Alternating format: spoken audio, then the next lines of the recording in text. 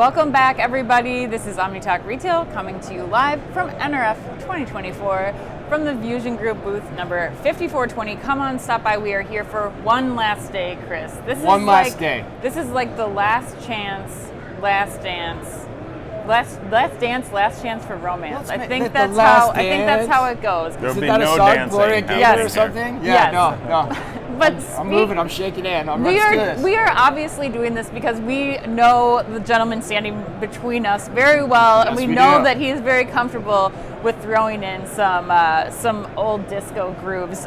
We may not go as far as romance, but no romance. But Romance. No. Yeah, maybe some romance in a little bit, but Yes. there'll be some well-timed humor, I'm sure. My God. Let me get to It's like, the oh, introduction. Yeah. We have standing between us the Chief Marketing Officer from Northern Tool and Equipment, Frank Croson. Frank, welcome. Thank you. It's so good to Excited have to you be on here. the show. Long-time listener, first-time First time- interviewee. first time Yeah, right.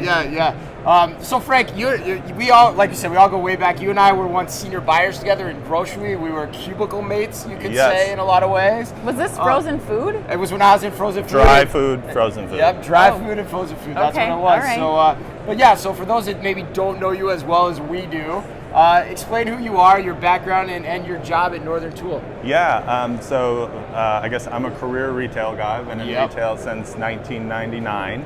I started off my career at Target, like we said, and I was there for 15 years in a whole host of really, really cool jobs.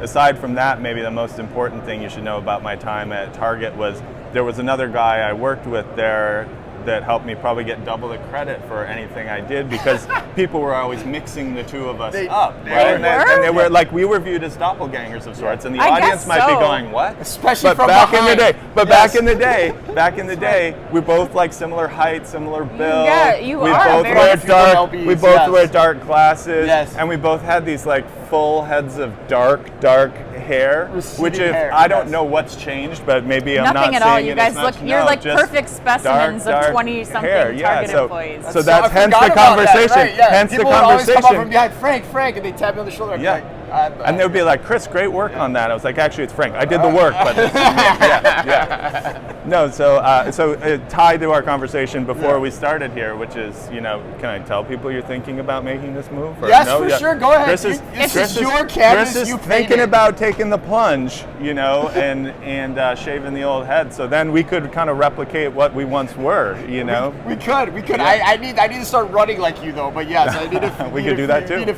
lose a few pounds. But yes. But okay. So now you're the chief marketing Yes. officer. Okay. So at Northern Tool. I was at Target. I did all sorts of cool stuff there. I left Target and joined Guitar Center actually as the head of marketing there.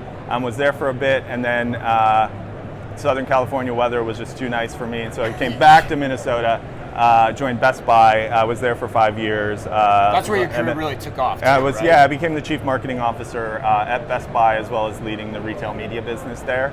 And then just last May, I joined Northern Tool and Equipment, which is an awesome company, having tons and tons of fun there. Yeah. And Tell us a explain- little bit about Northern Tool and Equipment for those who aren't familiar. Yeah. He needs to take a sip. So It's pause. so cool. Yeah. I need to wet my throat to really make this all that it should be.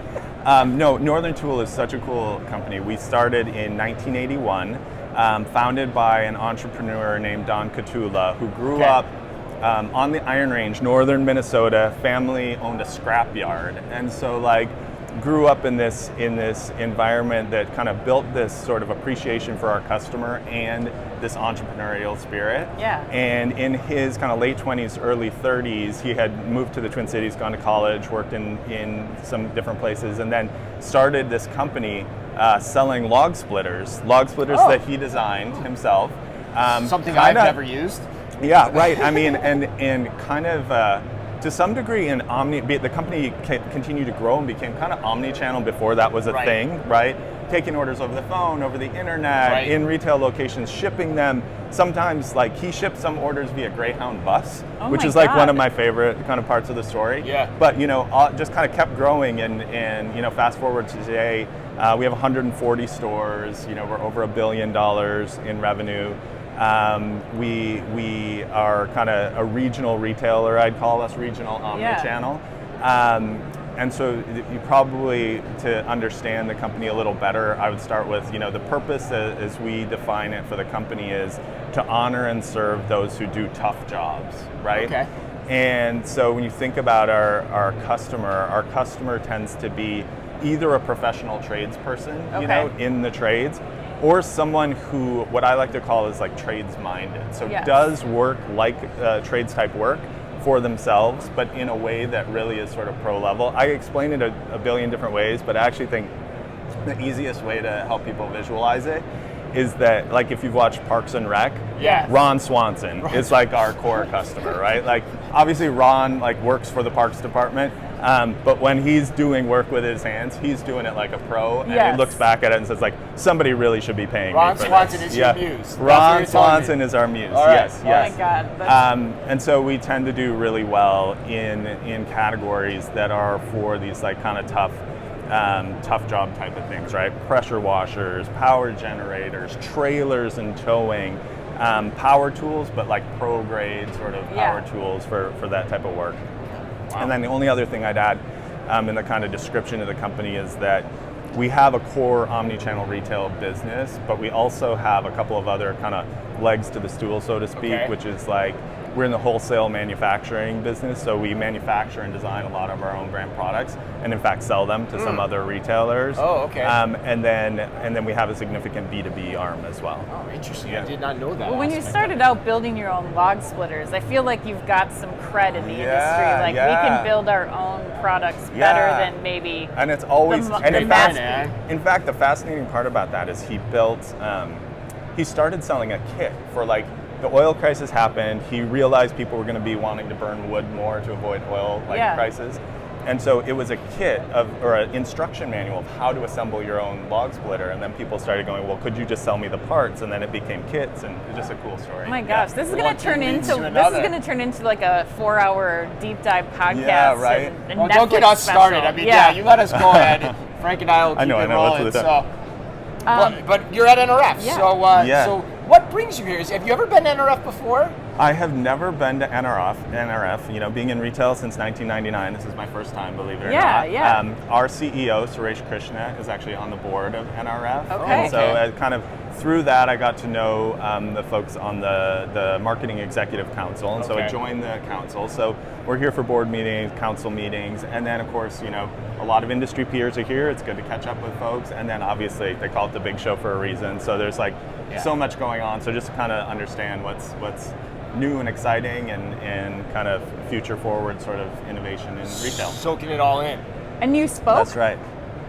No, this is my only speaking engagement. Suresh is speaking. Suresh is speaking. Yeah. Okay, got it. So, that sounds great. So that was yesterday. That was, what day is it today? It was Sunday. Sunday morning. Yeah. Okay, now that we've got our bearings, we know when Suresh spoke. Got our compass. What were some of the key things that he was speaking about, or that you think the audience may have taken away for those people who didn't get to attend this session? Yeah, his focus was on supply chain, right? Okay. And I would say over the past few years, we had a ton of success during the pandemic, and we kind of used that as a way to really invest in some foundational capabilities that we needed. And so supply chain is one of those.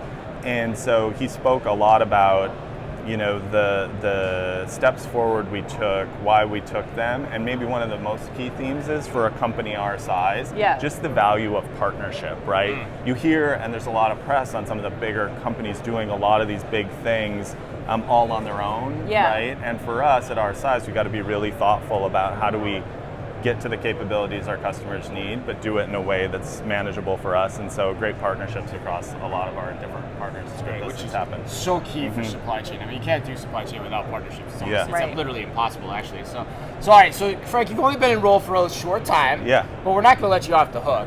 So we're curious, what are you most proud of that you've accomplished in your short tenure since you started last year? Yeah, I mean, I'll say what am I most proud of that the team has accomplished, because this last year was a really, really big year. And so because of that success during the pandemic and the willingness to really invest toward the future, we had a huge year. We implemented a new retail POS system. Oh my God! Implemented a new e-commerce platform. Don't have any hair. Yeah, that's right. No, this was a choice. new e-commerce platform, all the supply chain innovation that I talked about, and then we opened more new stores in that single year than we ever have before. So just super proud of the team, and frankly, on top of that, I think the categories that we're in from a macro standpoint have softened a bit, and I'm probably most proud of our ability to kind of understand that as it's happening and stay future focused. There's a tendency in retail, right, to panic when things like that happen and start spending all your time on the here and now. And I've always believed you could waste years a week at a time if you don't kind of take a step back and sort of think about the future. Which is always something I've taken from working with you. You're very good at that, of like knowing when you don't want to push water uphill. And man, a point of sale upgrade, that's just about the hardest thing you can do. So kudos. Proud of the team for all those things. Frank, this is a new category for you, new kind of company. What lessons have you learned in doing all of what you just talked about in the last year that you impart on the audience? Yeah, I mean, first lesson I would say is what I just said, right? Like you got to be able to take a step back and understand who you are, what you're best at, and how to lean into that. I would also say, one of the big differences at this company versus the others is the others I've been with have generally been so mass-oriented, so broadly applicable to a broad customer base.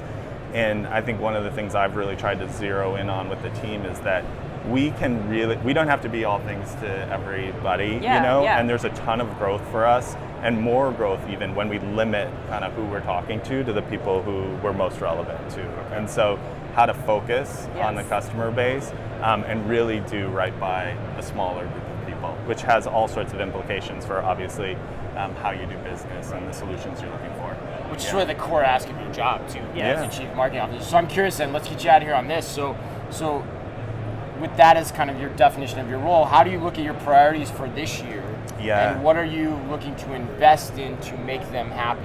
I think so first off, I'd say if you think about those sort of three tiers of the business, on the core retail business, really thinking about zeroing in and doubling down on where we're strongest. The categories we're strongest, I mentioned those earlier. The geographies where we're strongest, really embracing that notion of a regional retailer, and the customers who we will appeal to, right? So really zeroing in there, and then being really thoughtful about what are the smart bets we can make in those other less mature parts of the business that we're going to be core to our future strategy, the wholesale piece of it, and then the B2B side of it, zeroing in on those things. And then from a marketing standpoint, I would just say, I'm in the luxurious position as a marketer to be leading a brand who has tons of love from our customer base that knows us well, but really, really low awareness, right? And so lots of fun things we'll be doing to kind of drive that and move the awareness needle. And then from a customer segmentation standpoint, really finding the solutions that allow us to use the resources we have to talk directly to the Ron Swansons of the world, and not a lot of folks who might go, oh, that's neat, but I don't really need anything that you sell. And then last but not least, always investing in the team. I think this company, one of the things that's most impressive to me about this company is that we are family owned, and you feel that every day within the work and the team and the environment. And I think that our customers feel that, and it's just a really special environment in that way. So the team is core to our success, and we'll continue to invest in them to make that continue to be the case. That really differentiates you too in the category, I think, and something that has been a resounding theme from a lot of the people that we've talked to at this conference is really putting the focus back on the teams, back on supporting them and providing the tech and tools to do so. So well done, Frank. Yeah, thank you. You passed. You too. You made it through. You made it through. All right. Thanks everybody for joining us today. We'll be back again shortly with Diana Marshall from Sam's Club next. She was just getting off stage, so we'll find out what she had to say. Thanks again to VusionGroup for sponsoring all the coverage that we are bringing you from NRF 2024. And until the next interview, Chris. Be careful out there.